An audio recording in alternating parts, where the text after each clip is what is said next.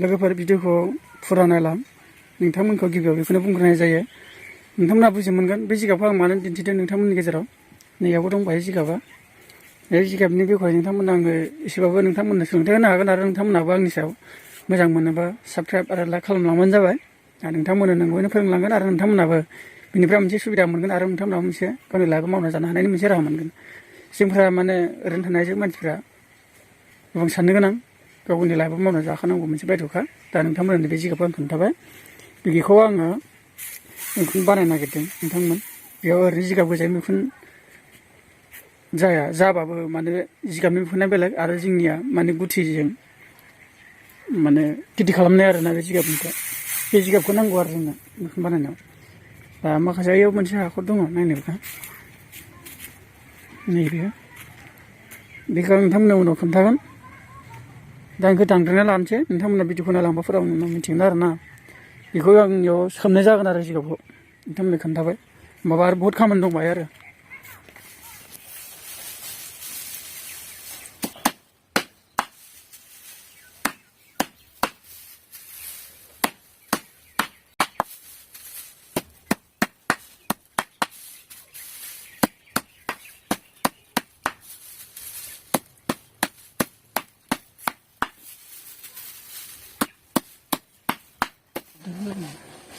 होनबासो मिथियो।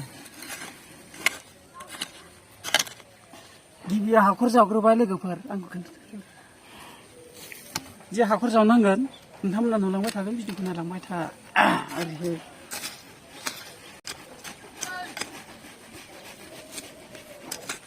आसाम संग्रा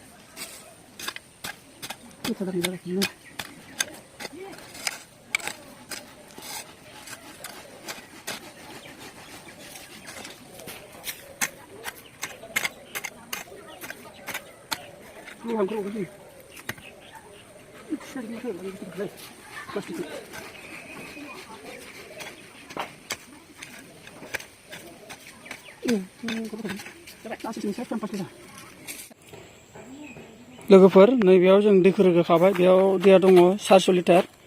नोंथांमोना नायबानो जाबाय। नैयो 400 लिटार दं बेयाव।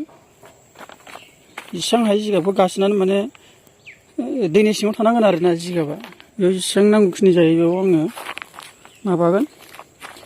बेयो नोंथांमोननि थाखायबो 1.5 फुट जानो हागौ दै गोथौआ। गुवारखौ आङो सुवाखै। 4.5 जानो हागौ। ओरैहाय 5 बिदि जानो हागौ आरो। नोंथांमोन भिडिअआ गोलाव जागोन। सर्टकाट बानायनोसै आङो। जेब्ला आङो जिगाबखौ बिनिफ्राय बोखांनाय जागोन अब्ला नोंथांमोननो एसे ससे दिन्थिनाय जागोन। बिनिफ्राय सिङाव बानायनाय जागोन मैखुन बानायनायखौ। अब्ला नोंथांमोना नायलांबाय था। दै होनानै बेयाव सुनै मिक्स खालामबाय। बेयाव जों जिगाबखौ सोमगोन बै जिगाबखौ सोमगोन बैयाव दोननायखौ। बहुद टाइम नांबाय बेयाव हा जावनाय आरो प्लास्टिक एसेबां गिदिर फुदा बेसेबां जागौमोन आं मिथिया। 15 14 बेफोरबादि जानो हागौ प्लास्टिकआ। आं आन्दाज लानानैसो लाना फैदों। नोंथांमोन बेबादि बौनानै लानांगौ हाखर जावनानै। बेनिफ्राय दै होदो लोगोसे दैजों सुनैजों। आरो दंबायो माखासे बुस्थु बेफोरखौ आंबो इउज खालामनाय जायाखै। नैबे आंनि गिबि खेब। लोगोसे भिटामिनफोरनि माबाबो होफाजायोमोन नाथाय आं होनाय जायाखै बेयाव। जालायबाय लोगोफोर। आं भिडिअखौ फुरा माने प्लास्टिकआव सोनायखौ नोंथांमोननो खोन्थानाय जायाखै। होमब्लाबो नोंथांमोननो आं मोजाङै बुजायना होगोन। नोंथांमोनथ' आं नोंथांमोननो जि जायगायाव आं मैखुनखौ पेकेट बानायना दोन्दों बे जायगायाव थांनानै नोंथांमोननो एसे मोजाङै बुजायना होनोसै। नोंथांमोना एसे बुजिना लाबानो जाबाय।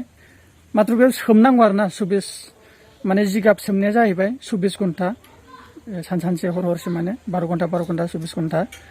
बिनि उनावनो 24 घन्टा जाबानो नोंथाङा बोखांनांगौ। ओमफ्राय एसे फोरानस्रोनांगौ जिगाबखौ एसे फोरानस्रोनानै सिदोब दै थानो मोना बेफोरबायदि अबस्था खालामनांगोन। बिनिफ्राय नोंथाङा प्लास्टिकआव गुथि सोनायनि फर्मुलाखौ आं नोंथांमोननो खोन्थानोसै।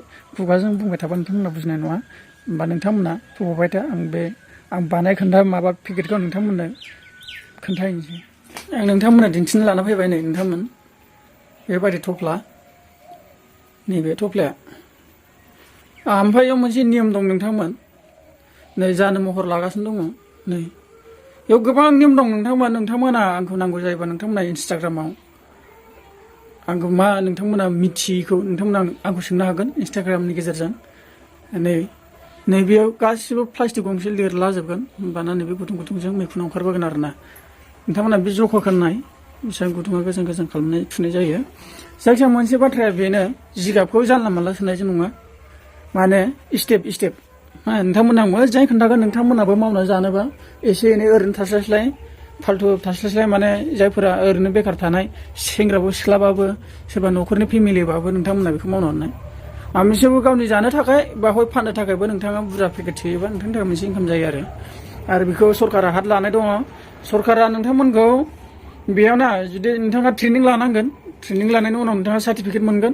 सार्टिफिकेट मोननायनि उनाव नोंथाङा जुदि बेबादि माबाखौ फेहेरनोबा गिदिर खालामनोबा नोंथाङा माने लनबो लानो हायो आरोना लननि प्लान फेसिलिटिखौ नोंथांमोननो उनाव खोन्थालांगोन बिदि मोनसे जुदि आं लानाय जायोब्ला आरोना नोंथांमोना मिथिलांबाय थागोन आरो नोंथांमोना जिखौ मिथिया आंखौ इन्सटाग्रामाव नोंथांमोना आंखौ सुलु लानो हागोन इन्सटाग्रामनि गेजेरजों आंनो डिसक्रिपसनाव लिंकखौ होनानै दोनदों नोंथांमोना फल' खालामहैबानो जाबाय दा आं खोन्थानोसै फार्स्टआव नैबे थालोआव जिगाबखौ होग्रो नोंथांमोन जिगाबखौ होग्रो जोंनियाव जिगाबखौ सिदोब सिदोब आं खोन्थाखाबाय नोंथांमोननो थालोआव जिगाबखौ हो ओमफ्राय बेसेबां हायो नारसिननानै बे नैबे गुथि बेगर बेयो गुथि बेखौ माने जिगाब प्लास्टिकआ खिन्थु सेरसे जानाय प्लास्टिक बे सेरसे जानाय प्लास्टिक नैबेयाव गुथिखौ जिं जिङावल' हो आरोना बिदि जिं जिङावल' हो आरो बेनि उनाव जिं जिङाव राउन्ड होजोबनांगोन गेजेराव गारनाङा गुथिखौ जिं जिङाव हो बेनिफ्राय आरो स्टेप मोनसे जिगाबखौ हो स्टेप मोनसे जिगाब होनानै